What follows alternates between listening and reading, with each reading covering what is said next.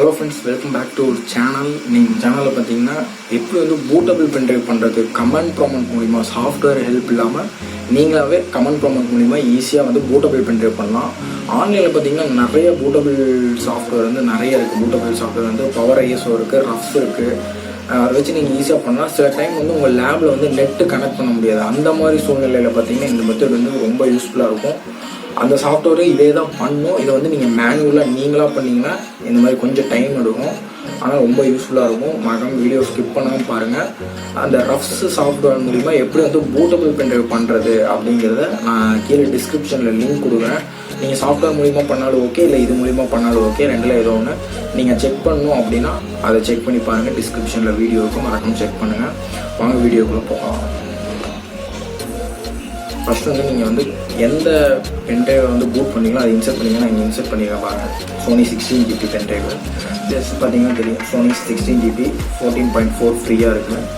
இதில் ஏதாவது முக்கியமான டாக்குமெண்ட் வச்சுருந்தீங்கன்னா இதில் வந்து உங்களோட லேபில் வந்து மூவ் பண்ணி வச்சிங்கன்னா கண்டிப்பாக அது ஃபார்மட் ஆகிரும்.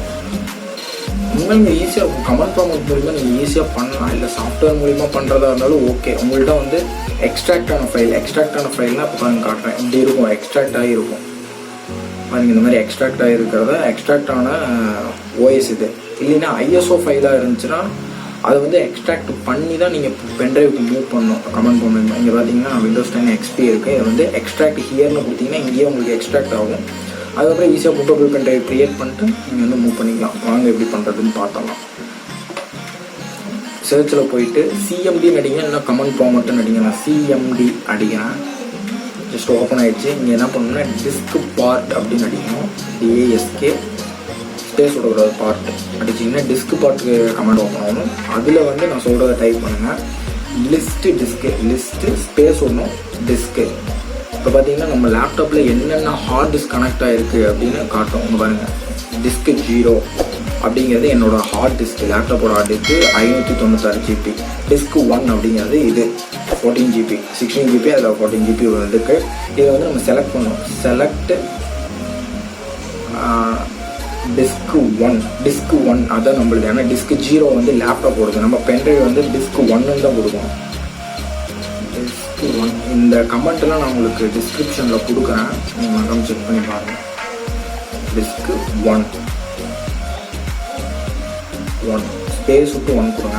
1 கொடுத்து என்ட்ரு பண்ணிங்கன்னா பென்ட்ரைவ் வந்து இப்போ செலக்ட் ஆகிடுச்சு. நீங்கள் இப்போ பென்ட்ரைவ் ரிமூவ் பண்ணிங்கன்னா உங்களுக்கு கொஞ்சம் எரர் வரும், அதனால் ரிமூவ் பண்ணாதீங்க. க்ளீன் CLEAN இதை வந்து நம்ம க்ளீன் பண்ணுறோம் பென்ட்ரைவை.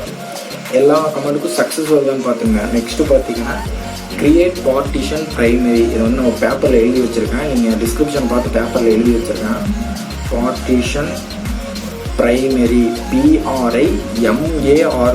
அடிச்சிடாதீங்க, MARY ஸ்பேஸ் ஒரு 2 ஸ்பேஸ் வர என்ட்ரு கொடுத்தீங்கன்னா சக்ஸஸ் வருதான்னு மெயினாக பார்த்துங்க. சக்ஸஸ் வரல இடையில நீங்கள் இதை வந்து டிஸ்கனெக்ட் பண்ணிங்கன்னா பென்ட்ரைவ் வந்து நீங்கள் மறுபடியும் யூஸ் பண்ண முடியாமல் போயிடும்.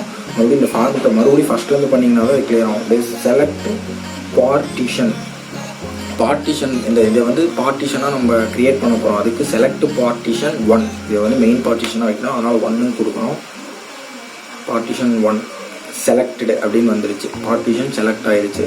இப்போ அடுத்து பார்த்தீங்கன்னா ஃபார்மட் பண்ணணும். ஃபார்மட் அப்படின்னு டைப் பண்ணுங்கள், ஸ்மால் லெட்டர்லேயே டைப் பண்ணுங்கள். ஸ்பேஸ் FS =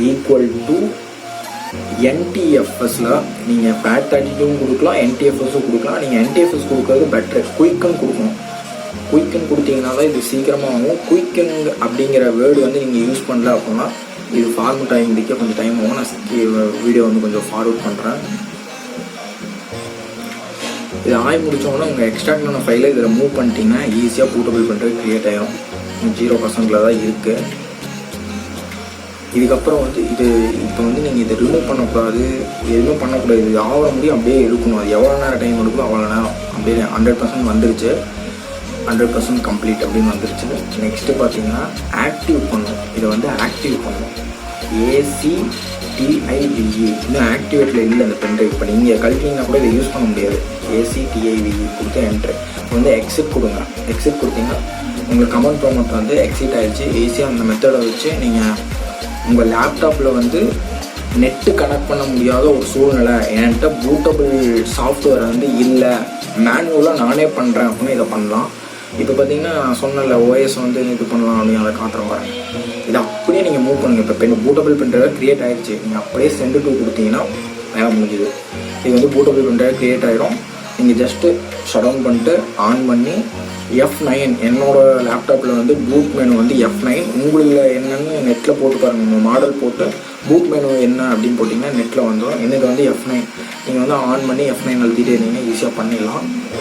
இதே மாதிரி யூஸ்ஃபுல்லாக இருக்கும். ரஃப்ஸு சாஃப்ட்வேர் மூலிமா நான் பண்ணுறேன், இது எனக்கு கொஞ்சம் கஷ்டமாக இருக்குது அப்படின்னு நினச்சிங்கன்னா கீழே டிஸ்கிரிப்ஷனில் லிங்க் இருக்குது. அந்த லிங்கை கிளிக் பண்ணிங்கன்னா இன்னொரு வீடியோ வரும். அதில் பார்த்தீங்கன்னா நான் ரஃப்ஸுங்கிற சாஃப்ட்வேர் வச்சு எப்படி பூட்டபிள் பென்ட்ரைவ் பண்ணுறது அப்படிங்கிறத போட்டிருக்கேன்.